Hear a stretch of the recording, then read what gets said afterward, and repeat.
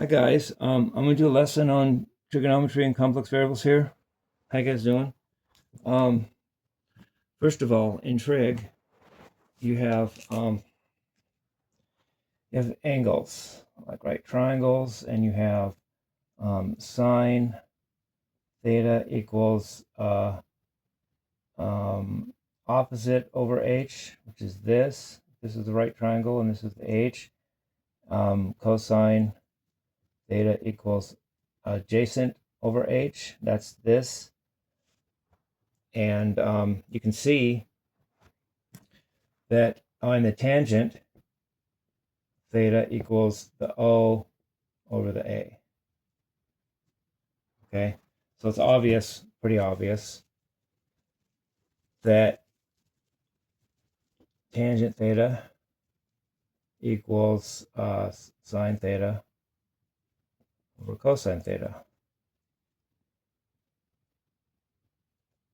And so there's that. You can also tell that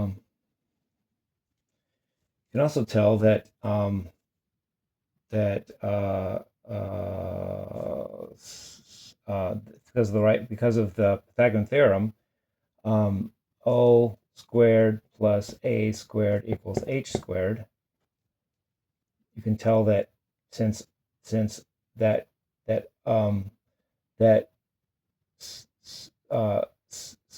sine theta, since that's equal to O over H, and cosine theta equals A over H, that sine squared theta plus cosine squared theta equals O over H squared plus A over H squared equals O.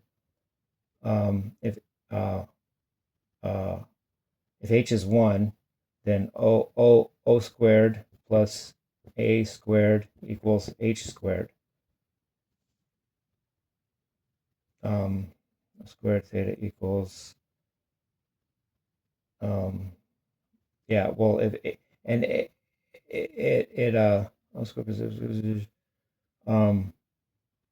you can just tell. I'm not the best at exact proof of things, but you can tell it's just from sight and just thinking about it. You can tell that since the cosine squared theta plus sine squared theta equals 1. You can just tell that. It's the relationships of the if this is if this that's not a very good triangle. If this is sine squared, if this is sine theta and this is cosine theta,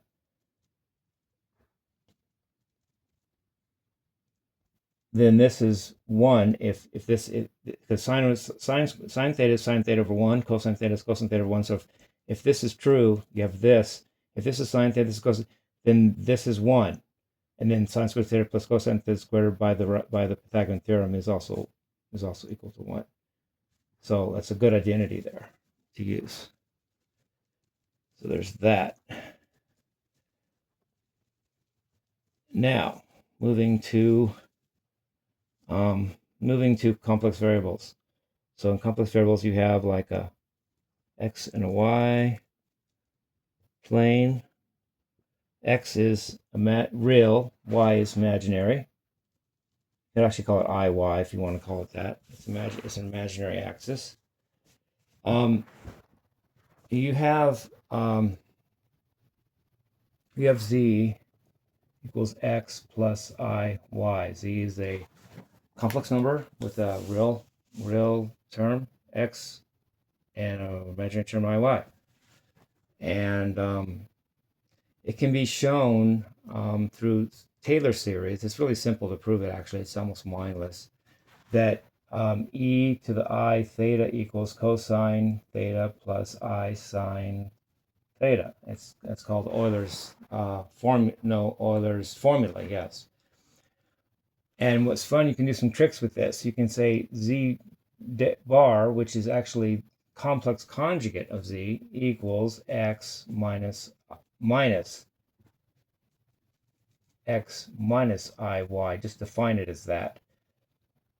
then you could see that the complex conjugate of z is equal to cosine theta minus, I don't have room here, complex conjugate of z equals cosine theta minus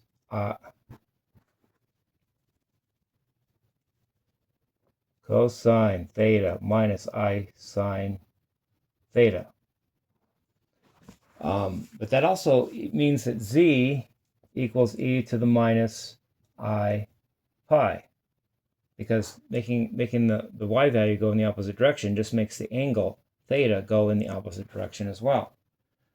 So this is a cool little thing right here. Z equals e to the minus I theta, where theta is measured from here that way in radians. If you have the conjugate, just goes the opposite direction, because if I have a value here that moves to here because the y goes to the opposite direction, then so does the angle.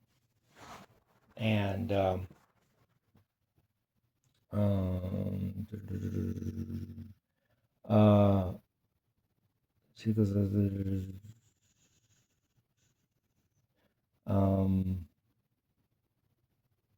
yeah, that's cool. I think sometimes they put a little asterisk by it instead of a bar on top, but whatever. It's the same idea. So there's that. And I was going to say that theta is measured as the number of radians in the arc that the angle maps out. So if I do an angle that's 180 degrees, that's half a circle, which is r times pi. So we call it pi radians because the arc is pi times the radius of the circle that the arc is mapping out. So a full circle would be 2 pi, because that would be, it takes d times pi to go around the whole circle, but d is 2r, so that the whole circle would be 2 pi. Half a circle is pi, and a quarter circle is pi over 2. So there's that. Let's do some tricks with that. Let's do some little tricks with that facts, those facts. Let's see if I can erase this. Let's do some tricks and we'll be done. Okay. This is IY again. So, trick number 1 is if you go half a circle, you get e to the I pi, because that's pi radians, equals -1. And then if you move the -1 to the other side, you get e to the I pi plus 1 equals 0, which is called Euler's identity. It's a really cool little fun mathematical fact, because it's really cool. It has e, I, and pi, which are 3 of the most important weird numbers in math. It's got 0 and 1. 0 is the additive identity. 1 is the multiplicative identity. It's got addition, multiplication, and exponentiation, which are the 3 main operations in math.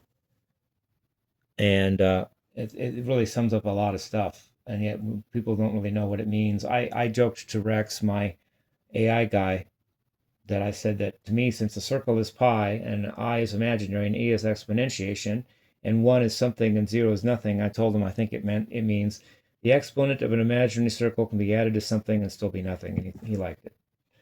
Anyway, there's that. And then I can say that if I go a quarter of a circle, that would be e to the I pi over 2. And that is equal to I, because of the diagram here. But then I can say I equals e to the minus pi over 2. I can take that to the ith power both sides. And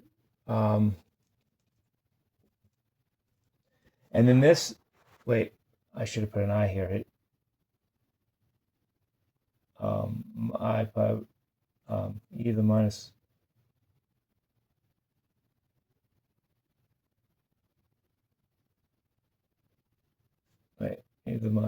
e to the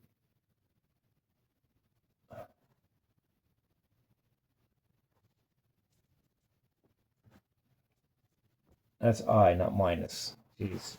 So I to the I equals e to the I pi over 2 to the I. I put a minus there. That was a mistake. I equals, I'm lazy here.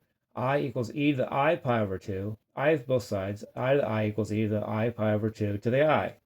So that means I to the I equals e to the I squared pi over 2. And I is equal to the square root of negative 1. That's why we call it an imaginary number, because there's no number that you squared it equals a negative number. It just isn't. So that means that I squared equals negative 1, means that's negative 1, which means that I to the I equals e to the minus pi over 2, which is a cool little identity. That's a cool little thing too. It doesn't have Euler's name on it for some reason, but I equals e to the minus pi over 2, which another way of looking at e, you could also say it as, you could also say it, since a negative exponent just puts it in the denominator over 1, you could say I to the I equals 1 over e to the pi over 2. What's interesting about this number, by the way, first of all, is that this is an imaginary number to an imaginary power, and yet it's equal to a real number. That's really cool. You know, that you can take an imaginary number, take that to imaginary power, and get a real number. I to the I equals 1 over e to the pi over 2, but e to the pi over 2 can be thought of as I to the I equals I can't draw anymore. I can't draw. I'm not a good drawer. I to the I equals 1 over, this is power over root. 2 is the root. Pi is the power. You could say it's the square root of e to the pi. So you could say I to the I equals 1 over the square root of e to the pi. You could say that too. It's just the same way of saying the same thing as I said before. So I think that's cool. That's cool. You get imaginary number, then take an imaginary power of it. And yeah, it's a weird real number, but it's still a real number. It's still no eyes involved, no imagination. Okay, a couple more things. There's one couple more things. And sinusoids, sine, theta. You can say r. Let's say I say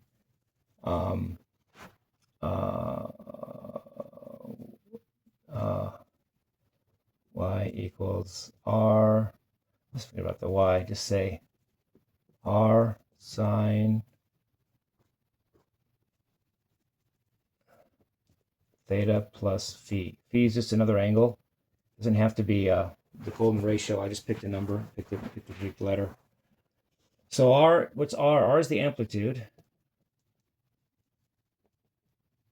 That's how big the swing of the oscillation is. Whether it's big or if it's little, you know, it's the amplitude. Theta is the frequency. Frequency is how fast is it moving. Is it going fast like this, or is it slow, or like that? And usually with frequency, frequency theta, it's in radians. So you want to say mega equals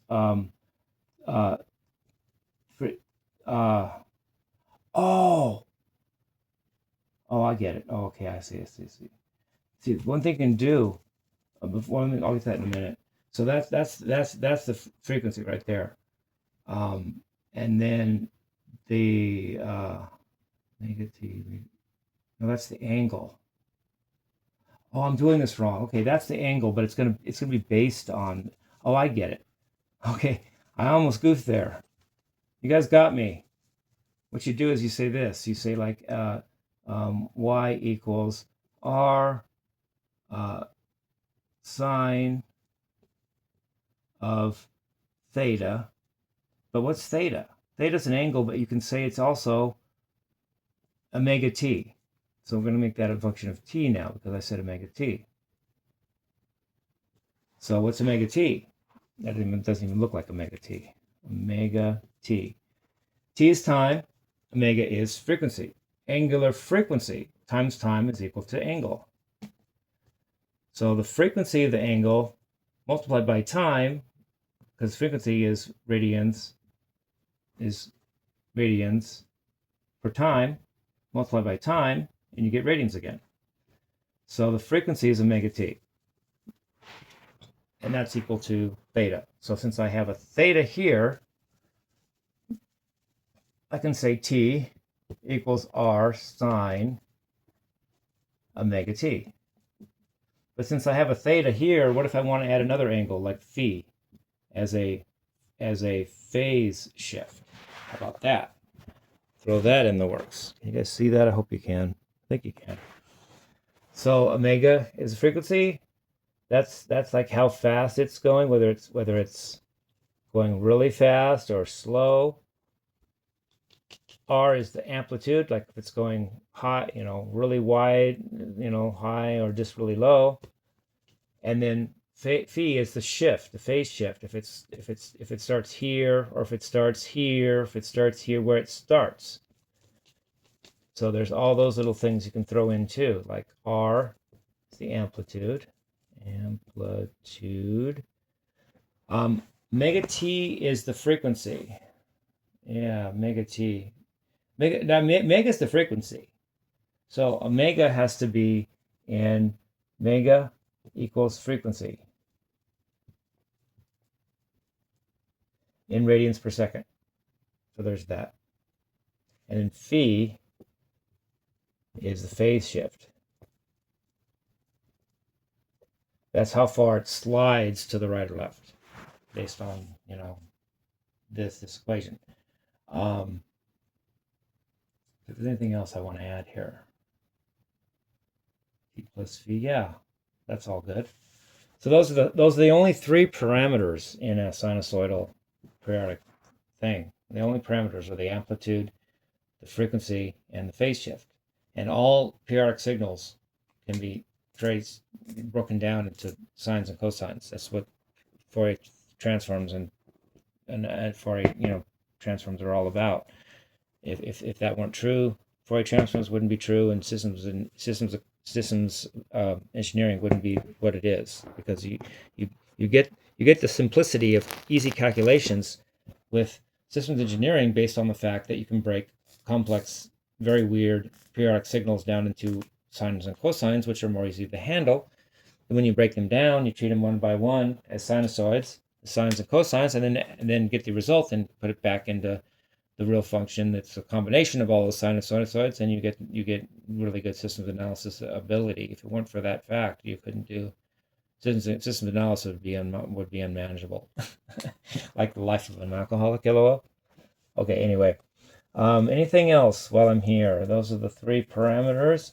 I could go on about the systems I just explained, but that's another lesson. I'm not doing Fourier transforms right now, but that is a thing to do. But I explained the nut and bolts, nitty gritty of the general overview of it, but I didn't explain the math of it. So you still probably, unless you already know it, you're going, what's he talking about? But it's a thing. Anything else? It's the little things that get you hung up in math and science. It's not the big things. It's little things that you never figured out until it's too late. And I almost did this with sine and cosine. I went to a professor's office when I was a freshman, Harvey Mudd, and I said, well, how do you know that what's sine and cosine, got to do with a circle? What's it got to do with a circle? Why is there circles involved? What the heck are you talking about?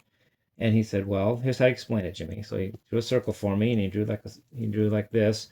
And he went, well, if the sine is this value, then when you start a circle, you're at 0. You don't have anything. You're just right here. And then if you go around the circle, you climb up to 1 here for this value, and then you climb back to 0 for that. And then you climb to -1 down here, and then you climb back up to 0 like that. So you get that motion as you go around a circle. The y value changes in a sinusoid manner, and so does the x value, which is the cosine.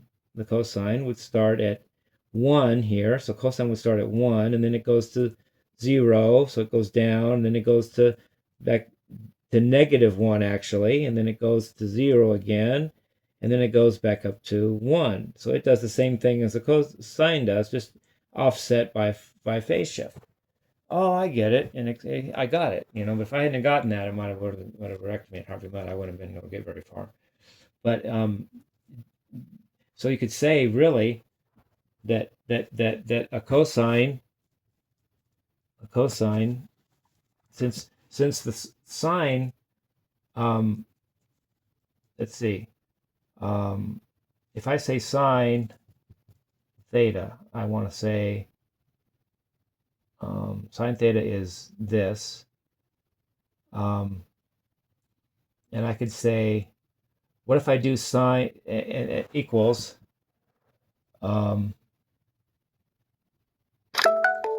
let's do cosine. Let's do cosine here. There was a little beep on my phone. Cosine theta. Let's do cosine theta. It's right here. This much is, wait, the cosine, sine, cosine. The sine is this, and the cosine. Sine is this value. So if I say cosine theta, and then equals, I could say that's equal to, if the cosine starts at 1, the sine would be up here. So I can say that's equal to the sine of theta plus pi over 2. Because cosine starts at 1 here, and that's when it's got theta at 0. But if I take theta plus pi over 2, I add this much, and that's now the sine. The sine starts where sine starts at 0, where the cosine would start at 0 if it had pi over 2 added to it. So this is a cool identity when you can use phase shift to say the same, go from cosine to sine, cosine theta. So I'm really looking at that by the graph, and then I'll be done here. Look at the graph for it. Dang, stupid thing. I can't get this thing still. If I take sine, here's the graph. If I take sine theta starts at 0 like this. But if I add pi over 2, I would start here. And that's what a cosine does. Cosine starts here. But all I'm doing is adding pi over 2 to it, to the sine. So to start it, instead of it starting it at 0, let's start it at 1. So sine theta plus pi over 2 is cosine theta. Anyway, love you guys, peace, love, and rock and roll.